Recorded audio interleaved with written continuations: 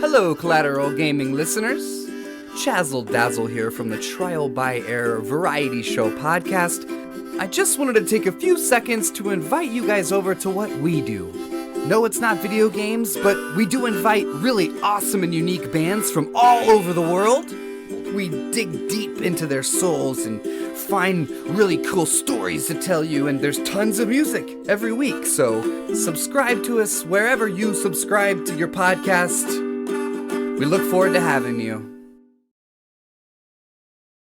I'm Ashley Chancellor. And I'm Zachary Gio. This is Collateral Gaming.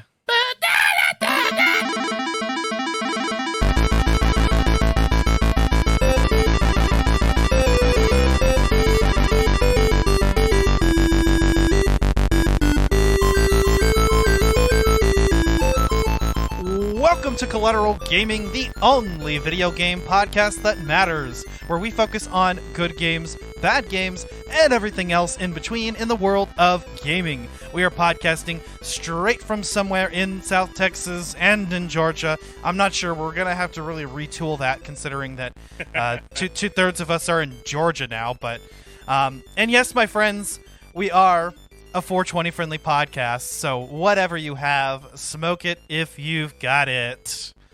Woo woo. Man, it's good to be back. How you doing, buddy? Hey, yeah, we actually were talking about this right before the episode, but it's actually been a minute before Zach has been on an episode, and time just flew by, and I don't think you've been on since Mario and Luigi, and that was back in February. Yeah, it's been a minute. I want to apologize to everybody. I've missed you guys, but I got a new job working with Aflac Insurance Company, and I've been a licensed insurance agent for like 4 or 5 months now, and I got engaged. So a lot of things have been happening, but yeah, my girlfriend and I, Danielle, got engaged to be married. We're getting married next year, sometime in November, and I'm really excited. I love her to death, and I'm actually getting ready to move next Tuesday. It's Wednesday now when we're recording this, so a week from yesterday, at the time of recording this, I'm moving, and I'm going to be closer to her. I'm going to be able to do a lot more with Aflac. I'm going to have better internet, so I'll be able to record podcasts better. But it's really good to be back, and especially for a little spicy episode that we got today, because today we're talking about one of my favorite games ever growing up. Yes, sir. But before we get into that, let's catch up a little bit. What's been going on in the world of gaming? I mean, I think since the last time we recorded, there was a Nintendo Direct, which was honestly disappointing, and there was really nothing of mention. Are you surprised? I'm honestly not surprised with how little we've learned about our favorite franchises and stuff recently. I've just, you would think we would have learned something about Breath of the Wild 2 at this point, considering like we're closing in on when they had originally projected to release it. First it was 2022, and then a Direct told us that it was going to be delayed to 2023, and now we don't know anything. I didn't even watch the most recent Direct, dude. I knew it was going to be crap. I didn't watch it, but I caught up on the news. I mean, they announced a Monster Hunter game. Of course they did. Played any of those games. I would be interested in getting into the franchise, but I haven't gotten into it yet. Mario plus Rabbids got some more information, which I'm kind of interested in that one. It's a Mario tactical RPG, and it's actually kind of fun. Not unlike the game we're talking about today. Yep. Persona also, I think like there are 3 different Persona games are coming to the Switch now. That's nice. I mean, the Switch needs a little bit more diversity as far as games and stuff, but they are adding more stuff to the Virtual Console, which is nice. The Nintendo 64 service that they have on there, I actually signed up for that sometime last year, and I haven't touched it since, but I popped on there the other day, and I noticed that they had added, like, Mario Golf, they had added, like, Mario Party, and I was really happy. I was like, you know what, this is stuff I'm going to have to visit. But as far as the Direct is concerned, Monster Hunter is becoming a little bit like Call of Duty, in the fact that they're releasing it like maybe once a year, and it's starting to bug me a little bit. I played Monster Hunter World, but that's it. Yeah, I mean, nothing good ever comes out of releasing games on an annual basis. I mean, look what happened with Assassin's Creed, and then it started getting good again whenever they started taking their time again. Yeah. So, Nier Automata is coming to Switch, I think, or a version of it, or a variant. I'm not sure. We're getting Return to Monkey Island. The Monkey Island has franchise has always interested me. It's something I would like to check out. Sonic Frontiers, some news about that. Oh, yes, we did, but that game kind of leaves a little bit of a gap in my heart. I don't know if it's going to be good. I don't know if it's going to be bad. I hope it's going to be good, but I'm expecting it to be bad. I don't know what's going to happen, to be honest. I hope that Frontiers is so good. You know, they're actually trying not to call it open world, I think, but it's definitely got that vibe. They're going for a more open game format, and I'm all for it. I'd love to see Sonic get modernized like that. We definitely need more of that. Although sometimes I wonder how the Sonic franchise is still going. I mean, you're right. Honestly, my last good game for the Sonic series was honestly Sonic Adventure 2. And that was 2004? It was a long time ago. But hey, I mean, Little Blue Hedgehog, I feel like the Hedgehog has been more successful in TV and movies than it has been in games. Like Sonic and the Secret Rings, I sort of liked it. It was okay, but a lot of people didn't because of the whole, I guess the final boss kind of ruins the game for everything. But, it's fine. You know what we are getting on Switch? Pac-Man World. And I actually like the Pac-Man World series. I had the Pac-Man World 2 on GameCube, and it was pretty fun. And Pac-Man World 3 is a very good game. I would love to talk about it on the podcast. I'm down because Pac-Man World 2 and 3 are games that I really enjoy very much. Yeah, I loved how they took Pac-Man and made it into an action-adventure game. I really like that. I'm glad that we're getting, the first game on Switch. I think that's the only one I haven't played. So that'll be interesting. Sony announced The Last of Us Part 1, a remake of The Last of Us. A remake of the remaster. Yeah, so while I'm happy to see more Last of Us stuff, don't get me wrong, and it does look great, did we really need it? Because nope. Like a lot of people have pointed out, The Last of Us was already remastered for PS4, and it looks great there. I mean, if they were to just kind of update it a little bit for the PS5 port, it would be fine, increase the frame rate or something. But they're doing a full-on remake, which, ambitious. I'm happy that Naughty Dog is putting that much love into something, but I don't know, kind of feels like we should have gotten, Jak and Daxter. That's right. A franchise that hasn't been touched in a very long time by Naughty Dog. I mean, we finally got Crash Bandicoot back, and I don't even think Naughty Dog was really involved in that very much. But well, no, to me, I think this Last of Us remake is a cash grab because, I mean, how much more beautiful can you make the first game? I mean, unless they remake it from the ground up, everything is new, which I don't think it's going to be. I think it's just going to be really pretty. Apparently that is what they're doing. They are building the game from the ground up, but it's going to follow the same story. I mean, that thing, it's not like a full-on reboot or anything. It's the same game, but they're rebuilding it from the ground up as the exact same game. Does that make sense? I mean, it does, but I don't like it. Give us The Last of Us Part 3. Well, I think this is Part 3. Maybe supposed to hold us over until Part 3, and that's the idea. Because remember how big of a gap there was between, Part 1 and Part 2, so... Yeah, you're right, and it was a very long time. One that I'm not willing to do again, let's be honest. Yeah, no kidding. I'll be playing Modern Warfare 7 by the time that comes out. Were there any events for Sony or Xbox? I feel like one of the two had something, but I didn't really check it out. I didn't check anything out if there were, let's be honest. A Sony 2022, because I know we didn't get E3 this year, and that was really disappointing. And it was so weird for us not to get E3 this year because, it's 2022. It's been 2 years since the pandemic, and we had E3 last year. So yes, we did. What's the deal? I don't know. Either companies are literally losing their minds, or we are right around the corner from getting some really nasty information, and I am here for that. Let's be real. If Nintendo kind of just comes out, because you guys know me, and Ash, you know me, I'm a Nintendo freak. I love Call of Duty and I love action adventure games. I'm actually replaying through Fallen Order right now, but fuck yes. I'm willing to bet that Nintendo is just waiting to roll out news about Prime 4 or news about Breath of the Wild 2 or the sequel to Breath of the Wild, excuse me, because it's not going to be called Breath of the Wild. It's probably going to be like Champions of the Wild or something like that. I don't know.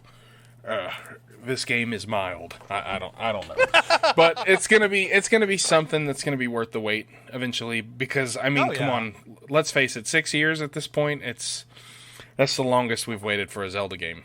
Twilight Princess came out in Are they still officially going with the story of it coming out in 2022, or did they? Oh no, they delayed it to like 2023, and I'm willing to bet they're gonna drop it in March of 2023 because that's when they did it in 2017, and that will be exactly 6 years. Yeah, and they won't. Like, there's no chance in hell that it's gonna come out in 2022. I already knew that, but I was just wondering if they had officially delayed it yet because, but without a release date, basically, if it doesn't have a release date, it's probably not coming out this year. And that applies to anything. I thought they officially delayed it to 2023 when they announced Metroid Dread. No, actually, when they announced Metroid Dread was whenever they said it was going to come out in 2022. That was the thing. That's Nintendo needs to get their shit together.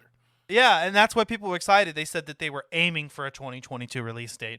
And I kind of called their bluff, I think, at the time. Like, I was like, are they really going to be able to do that? But I'm thinking, well, if they're just going to reuse a bunch of assets from Breath of the Wild, which they should, it shouldn't take that long. But I'm not going to complain that they're taking longer on it. All that means is that Nintendo is doing a better job. I mean, same thing with Prime 4. They scrapped development and had to start all over. But you know what? I'm happy because that game was going to be trash if it was released that way. If Nintendo had to step in and say, nah, let's put Retro Studios back on the job, then, I put my faith in that. And so I'm putting my faith that the sequel to Breath of the Wild will be a fantastic game. Yep, absolutely. And it will be worth the wait because Breath of the Wild sure was. I mean, the only issue I had with Breath of the Wild was the story and the way they did it. Everything else about it was perfect. Just the open world, the side quests, the Great Plateau itself, the Champions Ballad, the characters that you get in. Okay, we're not talking about Breath of the Wild here. It was fantastic, and I think the sequel is going to be awesome. I'm glad that they're rebuilding Metroid Prime 4 from the ground up. I'm glad that they took the time to tell us that because that makes the wait more bearable. Anything else you want to hit, Ash, before we dive straight in? No, and I was about to say the same thing. I think, I can't really think of any other noteworthy gaming news off the top of my head now anyway, so. The new Call of Duty this year is Modern Warfare 2. I think we did announce that before at some point, but if you missed that, there's a new Modern Warfare 2, not to be confused with Modern Warfare 2. Not to be confused with another game called Modern Warfare 2. But then again, they've literally released 3 games called Modern Warfare. Call of Duty 4, Modern Warfare. Call of Duty, Modern Warfare Remastered. Call of Duty, Modern Warfare 2019. They need to stop.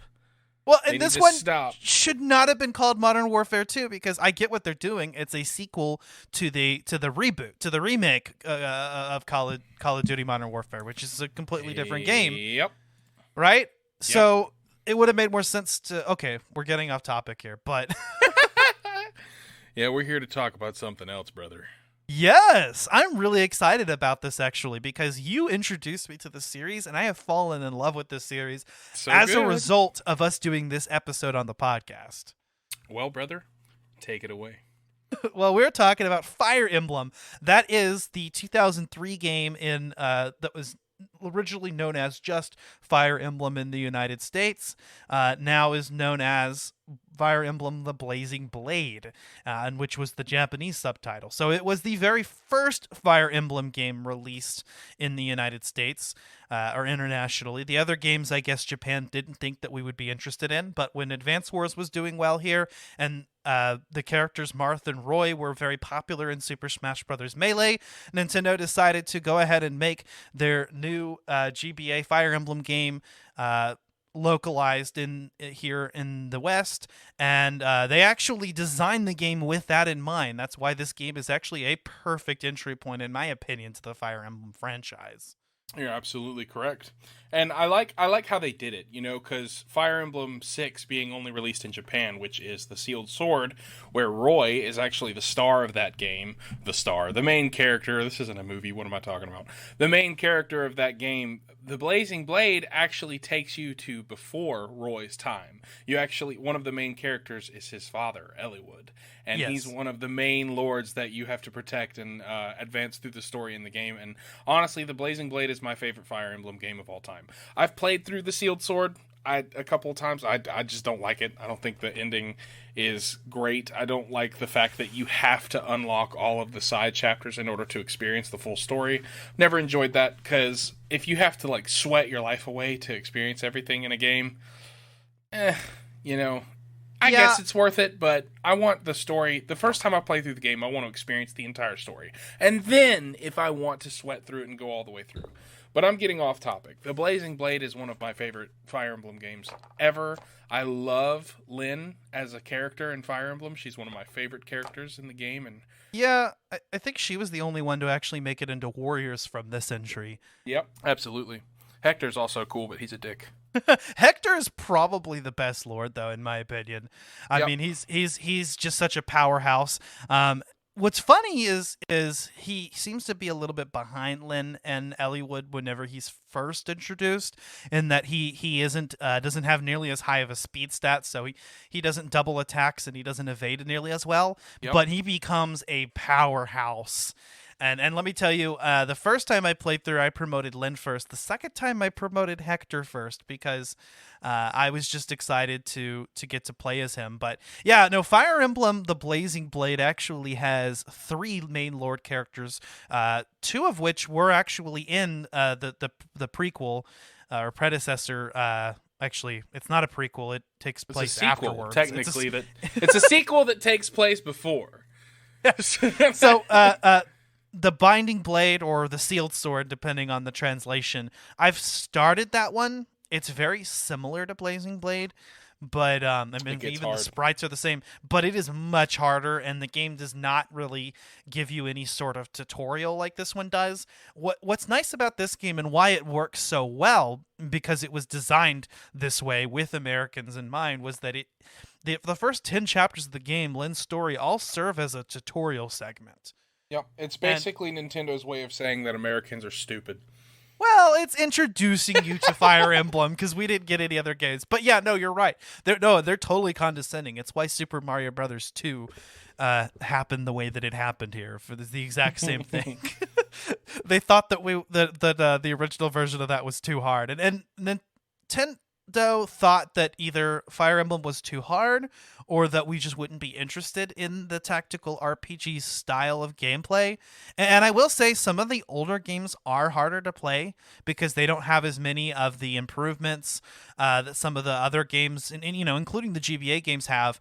And even going forward past the GBA games, there are some gameplay facets that are brought in that make the experience more accessible without taking away from the difficulty. But there is something very charming about the original GBA Fire Emblem games.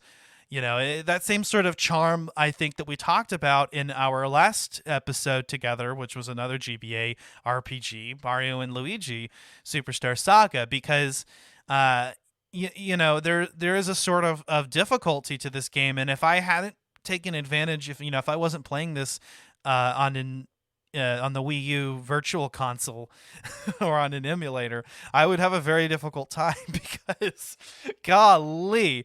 For those of you who aren't familiar with Fire Emblem, it is a tactical or strategy type RPG. You move your units around the map and it's on a grid. And when you move enemies, adjacent to or within a certain range of a character, they perform their attack. So characters that have melee weapons are obviously going to be able to fight units right next to them, whereas archers are going to be able to have a range of 2 squares or more. Magic kind of uses both. And so there's this element of moving in your characters towards enemies that they're going to be strong against and away from enemies that they're going to be weak against. Yeah, it's really cool how they implement like the different styles of fighting, and well, I'm sure we'll get into the weapon triangles, but the weapon triangles of it and how they work between or differentiating between actual melee and combat weapons and magic. I love it so much. Uh-huh. I love it so much because you have swords, axes, and lances. Also, you have bows for archers. And then for magic wielders, you have dark magic, which is stuff that shamans, druids, and pupils can use if you've played the Sacred Stones. Because the pupil, I'm pretty sure the pupil is only in the Sacred Stones. And then you have light magic, which bishops and... what? Okay, so what... Monks. Monks, there you go. Monks, there you go. Monks promote into bishops. Also, priests and clerics too, also. Yep. Which is interesting. So, units that use staves actually end up promoting into light magic users. And then, of course, you have your anima magic, your typical elemental style magic, fire and lightning. Where you can whip out that My Hero Academia. I'm just kidding. Yeah, no, I actually really enjoy the weapon triangle as well. I think it might be one of my favorite things about Fire Emblem. And the only thing I think I don't like about Three Houses is that or Echoes, Shadows of Valentia, is that those games don't have weapon triangles. They're still great games in my opinion. I like the weapon triangle. I like that every unit has specific units that it's strong or weak against, regardless of what type it is, and outside of the weapon triangles, bows are strong against flyers, and unless you equip a Delphi shield. Mm-hmm. Yep. And and if you want to strategically fight against archers, you just need to move in close because they can't attack one space away. So it's all about strategy, and that's very important in Fire Emblem because of permadeath. Permadeath is one of the biggest, most crucial, pivotal things about Fire Emblem. It's been there since the very first game. Some of the more modern games have introduced a classic or a casual mode that takes away permadeath, but I think that's cheap and I think that that's stupid. And if you're not playing it in classic mode, then you're a fucking noob, because Fire Emblem is all about the risk of losing your units. And yes, I don't like to lose units either. I'll restart the whole fucking map. That's the point. You're supposed to do that. You don't want to lose anybody, because if you lose somebody and then you beat the game when it's telling you, well, actually, you haven't beaten the game yet, have you? So, okay, I am on the final chapter of Eliwood's chapter. I was getting ready to beat it right before we did the episode, and I was like, fuck yeah. And then for part 2, I'll make sure I'll get through like Hector's Tale or whatever. And then I ran into a problem. I defeated all the little sub-bosses in that chapter, and then I get to the part where you go after Nurgle, and there's this fucking druid with Berserk, and my dumbass didn't bring a restore staff in this fight, and so I was fucked, and I had a save state. Right whenever I beat all the sub-bosses. I was like, fuck yeah, this was very difficult. These enemies are very high level. It took a lot of work strategically placing my units and not losing anybody. And then after all of that, I'm stuck in this state where I can't avoid one of my units getting berserked. And maybe the RNG works in such a way that it's decided beforehand. And because I looked at the hit and the hit wasn't even that high, but every single time I reloaded it, my Pegasus unit, Floria, got hit with Berserk. Well, I think that specific RNG moment is set with that save state. So I don't think no matter how many times you reset that save state, you're gonna have to restart if you don't want Floria to go. Is it Floria or Florina? Floria was the one that ended up being promoted. I would have liked to have promoted Florina because I already had a support with Floria and with Lynn, but Floria just ended up being a stronger unit for me, so she ended up being the one that got the promotion and got the level up. So you're right, she does.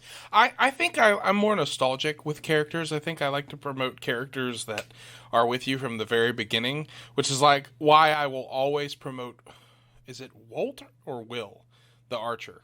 Will? Will. Walt is in Sacred Stones. My thought was to promote Will as well, but after looking online, I found out that he's like the worst archer unit. You're And so out of it your was- mind, man. He's god tier. That's why you got to give him speed wings and secret books. You got to give him stuff. Well, you're the expert here. You've played this game more times than I have, but Oh my I ended God. up investing in Rekka. You would think Wrath would be the one to use because he's on horseback, but apparently he's a trash unit. What? Or so I've been told. His promotion at least gives you a melee weapon, which is nice, and he actually has an Orion's Bolt in his inventory in case I ever decided to use him and level him up enough to promote him. There's only so many chapters in the game, and so when I'm going after characters to promote, I'm gonna go after the ones that are closer to getting that promotion. You just got to abuse the yeah. hell out of these arenas, man. The arenas are a godsend unless you're like trying to get through the chapters in a reasonable amount of time. Use the arenas, man, or get through the chapters. Yeah, use Here's the problem arenas. with the arenas, man. They only appear in like 3 or 4 chapters throughout the entire game, and the first one is in the pirate side mission, which you're supposed to get as quickly to Fargus as quickly as you can, and they end up deploying a bunch of units around the arena. So I was like, nope, fuck that. I'll get the next one. Bro, that's where I did most of my ranking up. Really? Like I forget the pirate that's like down south next to the arena. I forget the name of him. Dart. Dart. There you go. Yeah. He's the one that joins you. Yeah. He's the what? He's the one that joins your party. Oh yeah, you're right. Have you ever just said fuck it and fought Fargus? Just killed him? No, but I always wanted to. I did it, and like they give you some really intense boss music, and he's like, I don't know why you're doing this. I'm the only way you can get to the Dread Isle, and then you just annihilate him, and he's like, well, game over. And the game ends. You get a game over, and you have to do the whole chapter over again. That's funny. But that arena, like, that chapter is really good for leveling up units. You put your strongest units up front, and I was prone to using sword wielders, especially my Myrmidons, because there's a lot of axe wielders, because, come on, pirates, they use axes. And Right. so I put my my sword wielders and axe wielders up front, fought my way through, used the arena until I was really tired. There was one point, Ash, where I had like 600,000 gold just from arena spamming. Yeah, I got a lot of gold. My first time I started playing through this game, actually, I have a story here. So the first time I started playing through this game, it was the first Fire Emblem game I played. And so I wasn't really used to the system. I didn't really know what to do. And I felt like I just mismanaged my units and my inventory entirely. I got to the guided chapter 26X, which is where you fight Sonia after you recruit Nino, and it's the first chapter where you can play as Jafar as well. And I got stuck on that chapter. I had a lot of difficulty because the game, I think that chapter specifically requires you to have some strong flying units, and I didn't. Both of my Pegasus units were completely underleveled, were not promoted, and so I had a very difficult time. And I'd already used up most of my like the Manicotti and the Wolf Bale had already been used up. So, Shame on you. yeah, well, I didn't realize that, there was a better way to go about it. And it's like, don't use your most powerful weapons. Carry an extra, steel sword on your lord at all times so that they can just use that to dispatch enemies that don't require the higher level weapons. Also, if you can find one, keep a Hammer staff on you. Because you have 3 uses. Have you used a Hammer staff? Yeah, the one that repairs other Yep. weapons. I got that in my first playthrough, but I didn't find it in the second one for some reason. Yeah, you can use it on your sacred weapons. I always save it for the Manicotti, because until you get the Soul Cotti I think the Soul Cotti is at the end of the chapter, though. It's at the very end. It's the very last chapter. That. I hate it so much. Yeah, because you get this legendary weapon as Lyn, and it's the Manicotti, and it's super fucking cool, and it's a personal weapon that only she can use. It's like her master sword. And just to find out that, like any other weapon, it can break, and then you can't use it the rest of the game. It's like, come on. I mean, to be honest, well, I like that you can't sell those weapons, because I have accidentally sold weapons that I've wanted to keep before. Like, I think my favorite weapon in the game, it's not a sacred weapon, but it's a killing edge. I'm sure you've ran into plenty of those. Oh, yeah. I love those weapons, and they break so easily. They only have 20 uses. It sucks. Yeah, same thing with silver weapons. And what's nice with silver weapons is that they actually, despite dealing more damage, they're lighter than other weapons. So they're actually ideal, but their durability use is really low. And killing edges too. And there are some characters that are designed to use killing edges or killing axes. The assassin class, Jafar, or if you end up promoting Matthew or Legault, that their default weapon, the weapon that they're supposed to use that works with their high crit stats, are killing edges. Same thing with your berserker, whatever the fuck his name is, Hawkeye. Yep, with love the killing me axe. some Hawkeye. Love him. He seems like kind of a derpy character, but he's actually, Jesus. He could walk on water. He is Jesus. He's the Sand Jesus. We'll call him Sand Jesus. So yeah, I was midway through chapter 26X, couldn't get through it. I'm that close to the end of the game, and I just said, fuck it, let me start the game over. And I started over, lens mode. I'm not sure if I started on hard mode or not. I don't feel like the difficulty was any harder. And I had a much easier time. I ended up actually, Lyn has both the Soul Cadi and the Manicotti. Hector still has his Wolfbeal along with the whatever it was called, Armadus or whatever. Armads. Yeah, there you go. Yep. So Are you mad, bro? I actually ran into the issue of a bloated inventory this time, of having almost too much, and that's a good problem to have in Fire Emblem. So I always run into that issue because I spam the arena and I buy way too much shit. Yeah.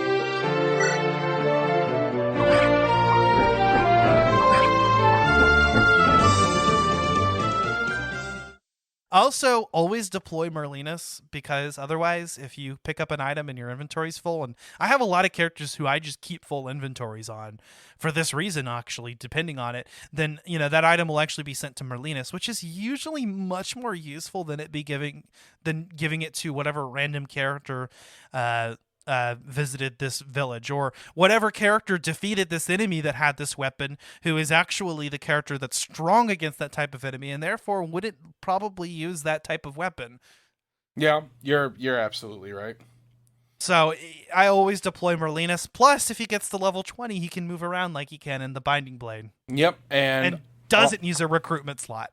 No, he does not use a recruitment slot, and that's so stupid that he does in that game. I hate it so much.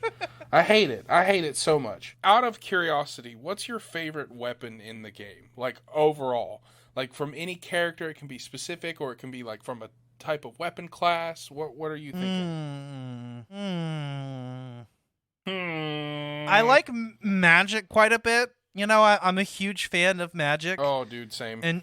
In general, so I tend to go after my mage classes. In fact, it was pretty much standard for me to recruit or to deploy, all three mage types in every battle, unless, I could find and see that, okay, there are no dark magic users, so there's no reason to employ, to deploy Lucius in this chapter. But that actually was kind of my Achilles heel in this game. Was I always wanted to deploy all my lords. I always wanted to deploy all my magic users. You have to deploy a healer. I mean, you gotta.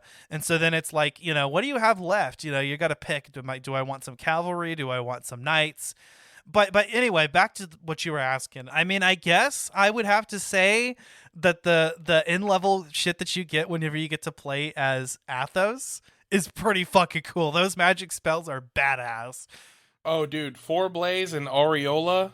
I think that's the names of them. Yeah, Athos is really cool. My areola. Little areolas. The nipple spell. No, I don't know if you saw it. I lifted up my shirt and I did. Well, I like Athos too.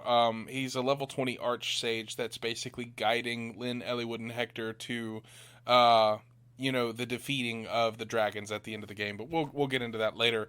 But his character is so awesome. I love his animation because he just holds up the little staff close to his face with the little sparkling animation. Then he lifts it up like Jesus Christ and just does his attack animation. Have you ever gotten a critical hit with him? Yes. He looks at the camera and does the same. He looks at the player and he's like, ting! And then he does his little animation. Oh man, he is a god. He can use all 3 types of magic, so you technically don't even have to deploy any magic users in that chapter, but I did anyway. I mean, okay, if you have Nino as a sage, bro, she's a god. She's ridiculous. Yeah, I promoted Nino. So Nino is your character archetype that joins in the game very late, very low level. It's very difficult to train her up, but if you do, she ends up being, one of the best magic users in the game.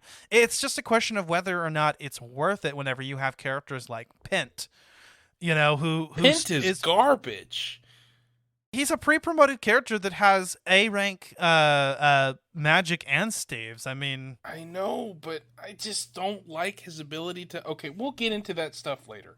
I just, bruh. Okay, I don't like pre-promoted characters. We'll talk about that later. I just don't.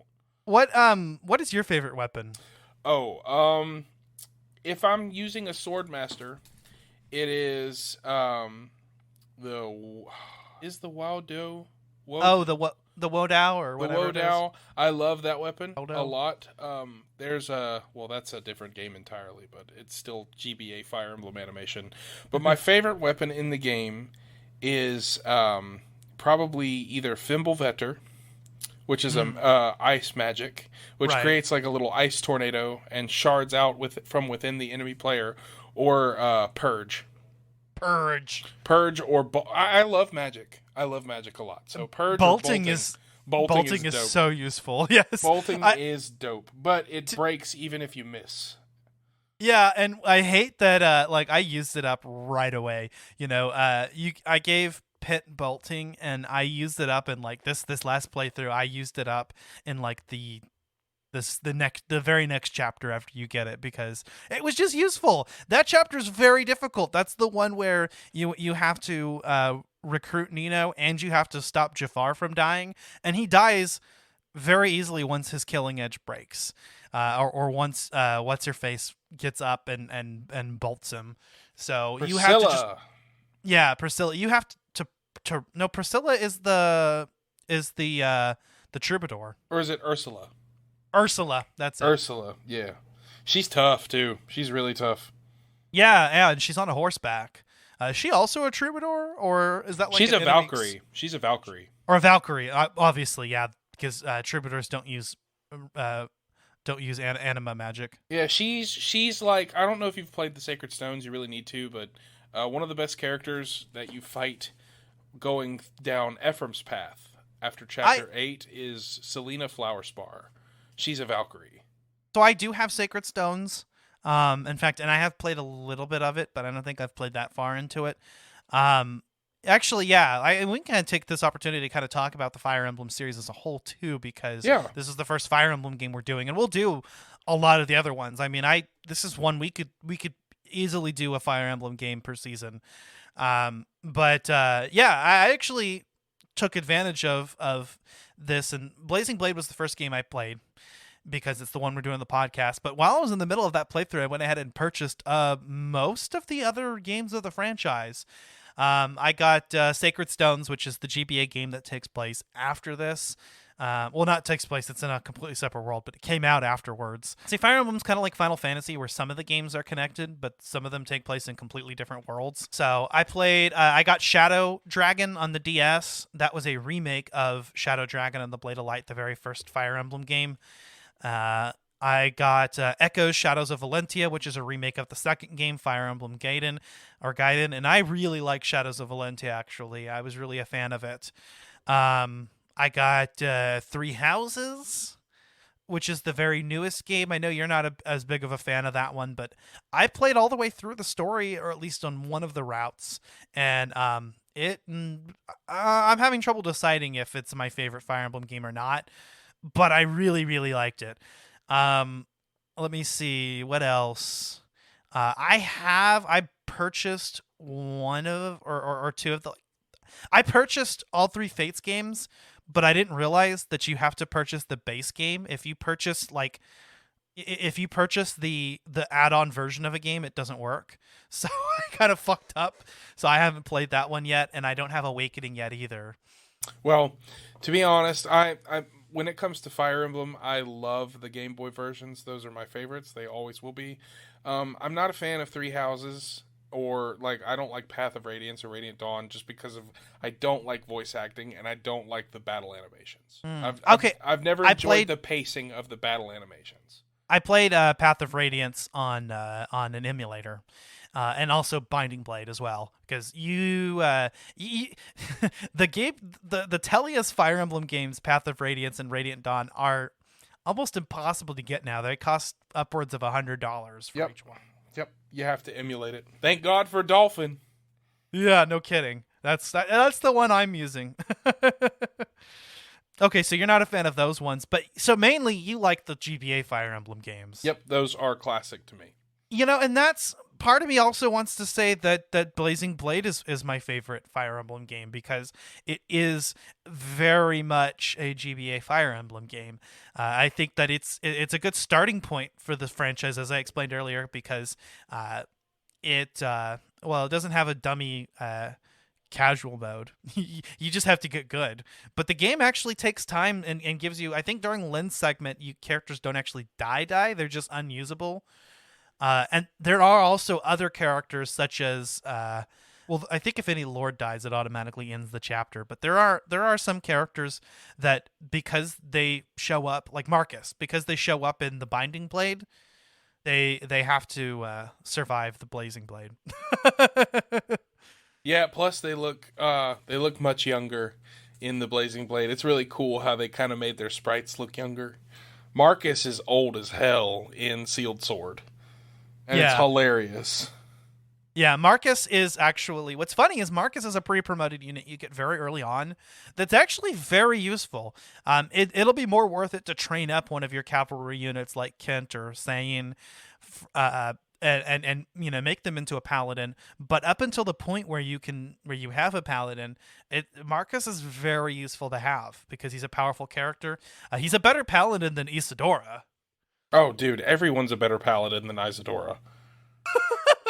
And she's Eliwood's sister, so I kind of wanted to use her a little bit. And I also used her to recruit Harkin because I felt like that's the way you should do it. But I think you can recruit her with the lords too. I mean, yeah. But also, do you like Harkin as a character? As a pre-promoted unit, he's useful. Like if you don't have a hero on your team, which I didn't because I didn't invest in Raven, then Harkin is actually a powerhouse. Yeah, I'm not the biggest fan of Raven, to be honest. I've heard a lot of good things about him, that he's one of the best early infantry units, but there are some units that come that kind of make him obsolete later on in the game. There are a lot of characters like that in this game. I'll be honest, I played the first Fire Emblem game I ever played was Sacred Stones. That's the first one I ever played.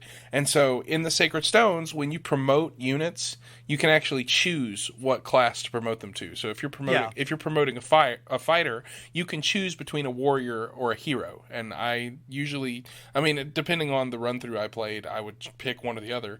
But when I played Blazing Blade, you can't pick. Your units are automatically promoted into whatever their next class is. And it took me a while to get used to that, but that also made me think about which units I wanted to use more so. I've never really been the biggest fan of paladins, so I didn't use cavaliers that much. But honestly, when you're dealing with a lot of ground infantry, like soldiers or archers, they're good to have. It just depends on how you play, really. You know, and I would use the augury a lot of times to determine what units were going to be best on which maps. You know, I would definitely take that into account. And it would also allow me to kind of use some units that I hadn't given enough love to, which was useful. And also, aside from the augury, you can also use the check map function. Now, it won't show you enemies that later come in as reinforcements, but it will show you the initial enemies on the map, which is useful because then you'll know, okay, you know, which types of mages or magic type characters should I deploy in this chapter, so I can take advantage of those weaknesses. You know, should I employ a lot of sword users in this map, or a lot of axe users, or a lot of lance users? Yep, you're absolutely right. And I've never really used the augury. I've just kind of went balls to the wall and jumped into the chapter. But I think that at this point, that's because I've played through them so many times. I hope for the best, and if I lose somebody, I restart it. I love the stories of these games, and we'll get into that in part 2, obviously. But that's why I play these games. Every now and then I'll be like, you know what, I really want to go back through. But I also love the gameplay. I love the animations of the sprites as they're fighting. I love the weapon triangles. I love the interactions between the characters. I love the support conversations. That's one of my favorite aspects of this game, is the support conversations. I love how you can take units and have them grow closer to other units on the map. I mean, that's how it would be in real life. If you're out constantly traveling with people, or in a group fighting alongside people, you're going to get close to those people. And I like how they kind of give you a way to do that in this game. Like in the Sacred Stones, there's a character called well, actually, no, we won't talk about the Sacred Stones because that's a different game. You can actually take Lynn, for example, and you can talk to Eliwood or Hector, and their relationships can grow. Basically, Hector and Eliwood are always talking about how they want to spar after everything is over, and I really like that.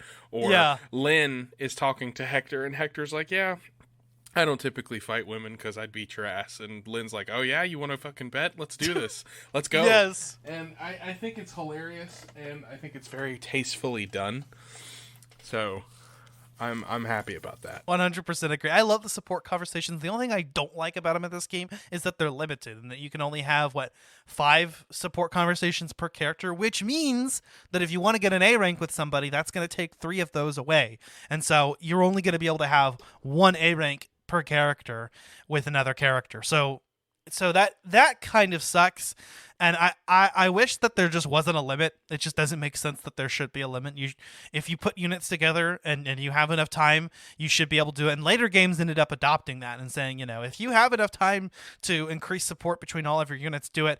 But at the same time, having a limited number of support conversations does allow you to make each playthrough more unique and to explore. It pushes you to only, pursue specific types of, support ranks, and not all characters are going to be compatible with each other, right? I think some characters, like, they're not going to have any sort of a conversation, if I'm not mistaken. No, not at all. But there are, and so some of them are more obvious and make sense. Like your main 3 lords, they make sense. Hector and Eliwood grew up together; they're best friends. It makes sense why they would have a support conversation, or the Pegasus sisters or whatnot. But what's really fun is taking units that you wouldn't think have any kind of support conversation, and you find out that they do. Yep, absolutely, and that's part of the magic of these games, is that it takes tiny little sprites and it kind of brings them to life and gives them character, gives them focus.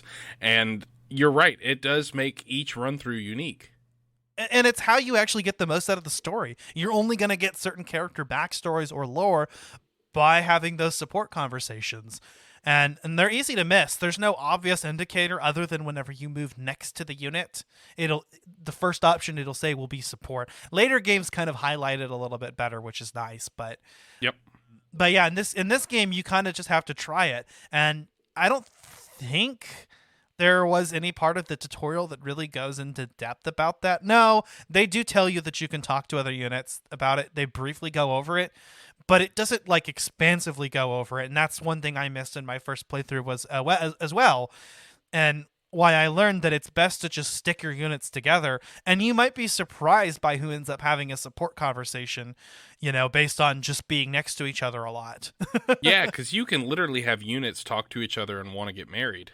Yeah, and that's the big thing with Fire Emblem. That's a series staple, is that characters that get A rank, or in some cases S rank conversations with other characters, those are the ones that they end up with, and that changes that character's ending and who they end up with. So what's really interesting is that you get to decide who Roy's mother is in this game.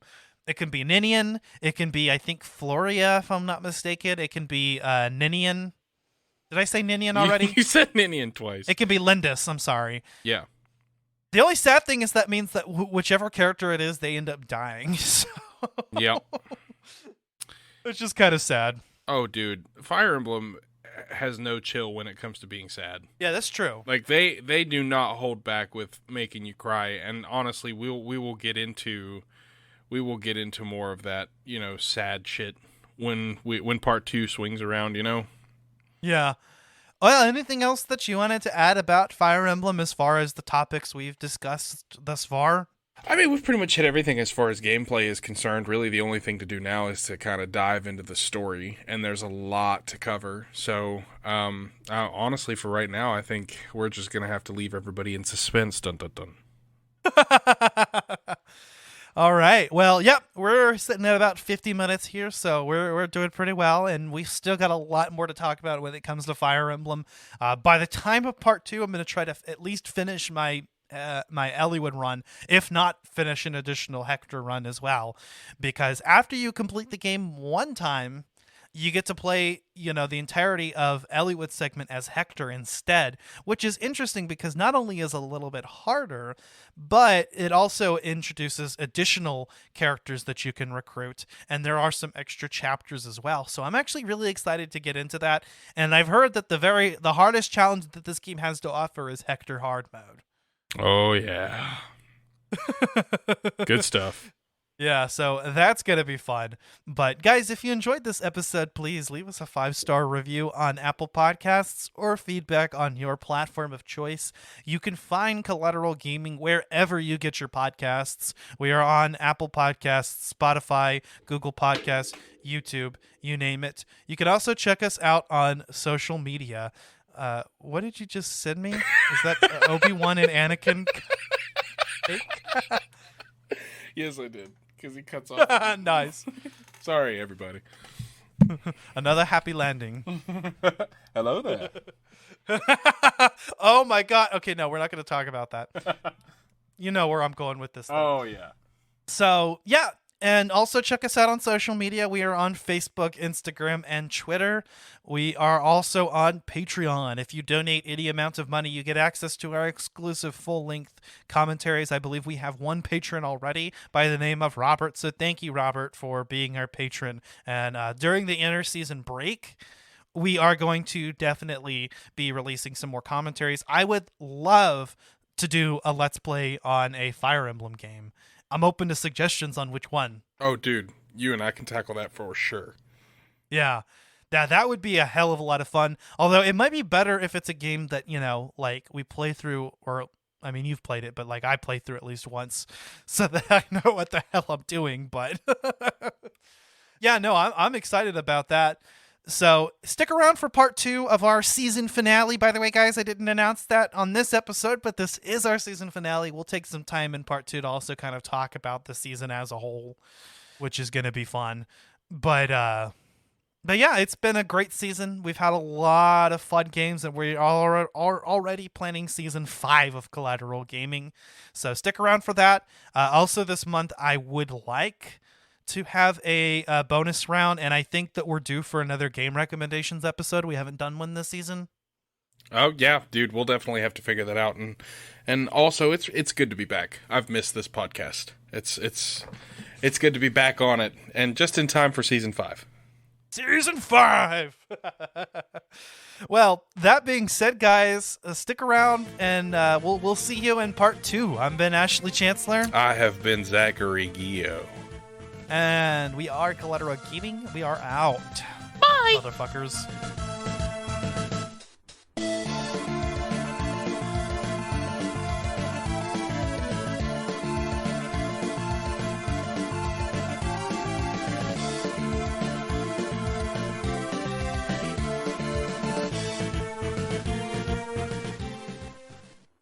Collateral Gaming is a Collateral Media podcast. All music and game clips are owned by their respective creators and are used for educational purposes only. Please don't sue us. We're poor.